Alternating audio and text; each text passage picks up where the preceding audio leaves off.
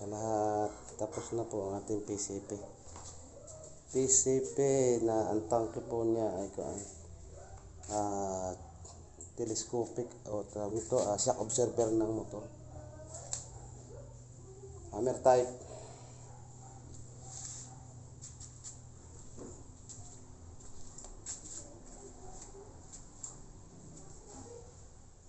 Then ang bat po niya ito PVC rin po ito ang grip, tsaka itong bat PVC makakapal ito po ganito. Yan, makapal na PVC, hindi po yan kahoy, PVC po yan. Magkano karga? May karga siyang 900. Pwede na ipaampon po.